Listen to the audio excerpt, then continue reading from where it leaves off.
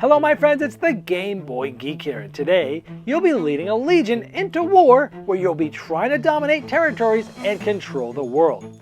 You'll be trying to be the last leader standing to win the game. You'll be using your arsenal that contains forces, buildings, weapons of mass destruction, intel, morale, and weather to your advantage throughout the game.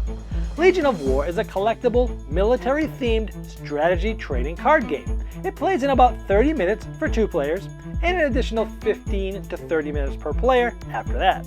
It's on Kickstarter right now, so I'm going to show you how the game works, and I'll see you on the other side.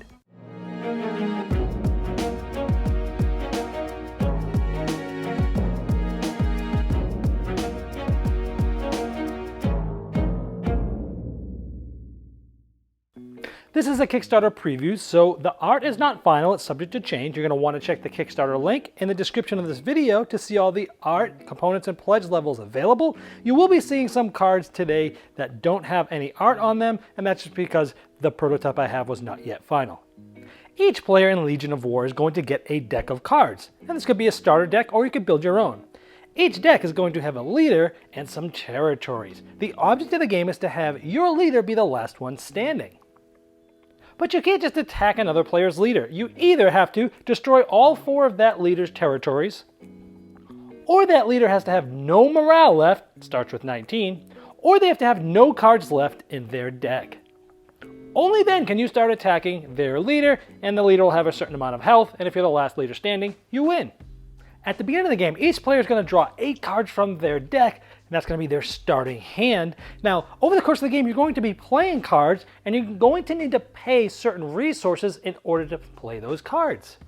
Now, each player's turn actually goes through 5 phases, but in the first turn, I'm going to jump right into phase 3, which is you're going to produce products. Now, each of your territories are going to produce different resources. Now, some other cards might do it as well as the game goes on, but at the beginning, you've got your territories to do this. This is going to produce 1 fuel, 2 equipment, 1 power, a food, or a fuel. Now you'll attach those different resources to these territories because they have just produced them. And this is to show you what you have as resources to use on your turn. Now a good reason to keep them with their territories, if these territories ever get destroyed, any resources it has produced also gets lost. Now in the primary actions phase, you can play cards and you're going to play them from your hand, but you have to pay the cost of resources. This one costs 2 power. Now I only have 1 power, but you can use any 2 other resources for any resource. So I can use this, then I can use the food and maybe 1 of these equipment, and this will be 1 power and then 2 power. These will go, discarded out for now. Now important, this shows 0 time, which means this comes out face up right away, and then I can actually use it to attack or defend this round.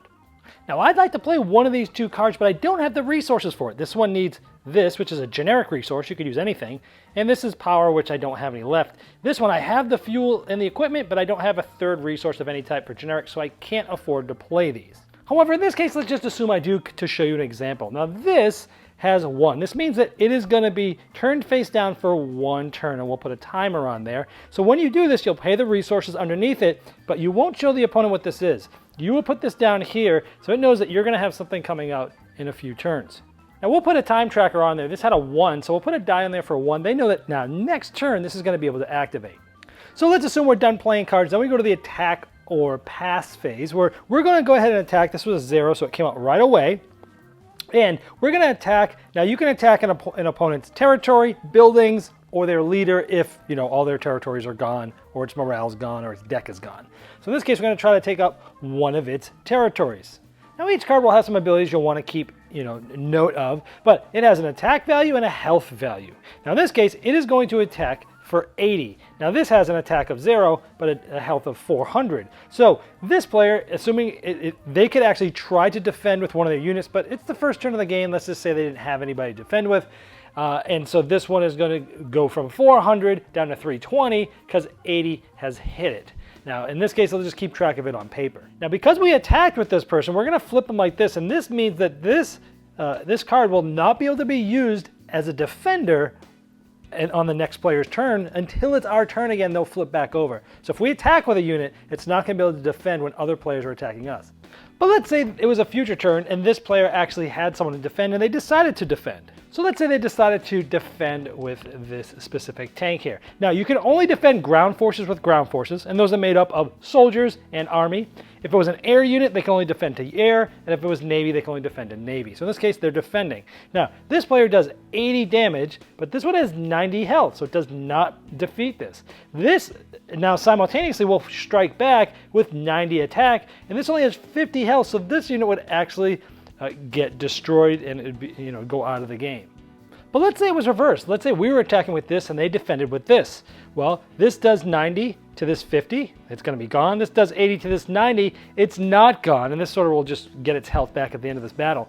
Now this would be gone. Now typically, what you were attacking would not get any damage because it all goes to the defender. However, this has an ability, it says Blitz. If a card that blocks this card is eliminated in battle, the excess damage goes over. So we did 90, it had 50 health, so there's 40 more that's going to come off this territory because of a special ability, but typically it's just going to take out the defender. And after that, it'll be the next player's turn. Now on your turn, let's assume it's ours again, the first thing you do is draw. You get to draw a card from your deck to your hand. Then you're going to reduce all your timers. So you'd reduce them all down. If it goes from 1 to a 0, this means this comes alive. These resources kind of just go away. And we are now going to place this card out, and the opponent now gets to see what this is. And you're going to be able to start using this turn. Now what I haven't shown you yet is in the first turn of the game, you're going to add timers for the leader. In this case, we have 2 timed abilities here. One starts at 2 and one starts at 5, so I've placed a die on the 2 and the 5 here likewise. And then, starting on the second turn of your game, you're going to essentially, when it's time to move the timers, is move these down just like that. Now when these get down to 0, they activate the specific abilities. When the 2 got down to a 0, you can use Loyalty, which is just drawing 2 cards. And once you've used that, you can then also reset it, and then next round it will start ticking down each turn again. But even when it does get all the way to 0, and you can use this ability, you don't have to. You can wait for the right time to strategically use it. When the 5 gets down all the way down there, you can do nuclear bombs, and then for each opponent, you get to essentially destroy specific territory in their legion. And 2 more of their territories each take 50 damage. And then like I already showed you, you're going to produce from all your cards that produce resources. You're going to do some primary actions, playing cards and such, and then you're going to attack or pass. That's how the flow of the game. Now let's show you some of the other types of cards that's in the games. You have weapons of mass destruction. This is a nuclear one or a technological one. They take a lot of resources, but they do really cool things. For example, it completely destroys a territory from an opponent, and 2 other of their territories take 50 damage, and on their next turn, their territories can't produce. Very powerful. Or the drone invasion, you could actually, each territory an opponent controls can take 100 damage, for example.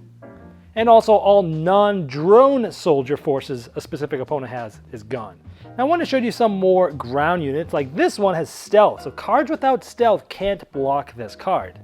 Now the mech, this one anti-air weapon, because normally you can't defend an air with an army, but this one can. It can block air forces in battle. Plus, bomber forces that are blocked are eliminated, and this card takes no damage from the Air Force. Really cool. Now here are some buildings. Now these are ones that once you build them, they stay out, and the opponent can attack them. That's why they have a sort of a health value there. And so the underwater mine is an undisclosed location, so opponents can't specify this card. It's an anti-naval weapon, so it can block any naval forces in battle. It has Dead Man, which means this card is eliminated from battle. The card that eliminated it is also gone. Now notice that if either of these are defeated, you'll lose 1 morale. And also notice that if you defeat any of the territories, they also will go down, like 4 morale is lost. Now again, you track this morale on paper or with a 20-sided die, because your leader's going to start with a certain amount of morale, and once that's gone, well, then this leader can start to be attacked, and that's his health value there. However, you can also spend morale with some cards as a form of currency to enact abilities. Like this one is you would go down 4 morale, but any specific non-leader card that has a countdown timer reduces by 1 because maybe you want to get a card out earlier. Now this other building we were talking about, interrogation facility, essentially it gives you +1 intel per turn. So what is intel? Now, intel cards can be played, and either when you're in the lead, because now we had just gotten some intel, you keep track of who has how much, and if you're in the lead or you're within 6 away from the leader, you can play an intel card. So if you have much more intel, more than 6 than the other player, they can't play intel cards. And these do cool things like recon. Look at the top 4 cards of your arsenal, which is your deck, and put them back in any order and then draw a card. So the intel cards do specific things like that. Now I want to show you the last type of card is the weather card. Now again, the final cards will actually have the artwork on them. But what the weather cards do is you can play one of these cards per turn and they do something specific. This is freezing rain, it's icy, and then during this event, up to 2 territories per player can't produce power and all forces can't attack or block. Now another player on their turn could play a weather card that would discard this one and they'd play one. However, if no one else played a weather card, when it comes back to me, this must be discarded. So you can be playing different weathers to affect other players. So that's pretty much the game. You're playing cards, using resources, using the right time to find things to enact, and essentially you're trying to destroy all your opponent's territories. That will allow you to start hitting their leader, or if their leader goes down all the way on morale or their deck's empty, you can start taking them out. If you're the last one with the leader standing, you win. Now this is a trading card game, so you can buy booster packs, which each is going to have 15 cards, and this allows you to construct your deck. You're still just going to have 1 leader, 4 territories, and 60 other cards in your arsenal deck, but you get to decide which ones you're using.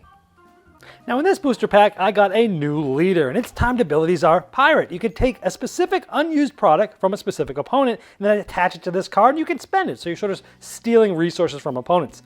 And Heist, which is on a 5 timer, for each opponent you take control of a specific territory in their legion. So you'll be able to use the resources that that territory produces. Got a new territory, which gives me a generic resource. A nuclear winter weapon of mass destruction, which basically destroys all the forces of a specific player, and then until next turn their territories can't produce. We have a cool basic soldier here. We have another army tank. We have overtime production where you can lose 6 morale, and then each of your territories produces 1 additional product this round. And you could use a biological WMD, which removes any non-drone forces from an opponent. So we have some more cards. We have an ideal conditions weather card, which means any territories you have that produce food produce twice as much. We have a Navy sub, which can't be blocked by anything that doesn't have stealth on there. And as soon as this gets activated, you eliminate sort of a Navy card from an opponent. The Wasp card is kind of cool because it's an air chopper, but it can block army and soldier forces in battle, which can't typically be done by air units. We have a cool Spy that gives you 3 intel, and it can't be blocked without stealth. And we have a Covert Torture Facility, which gives you 3 intel, but you lose 1 morale per turn. Very thematic card there.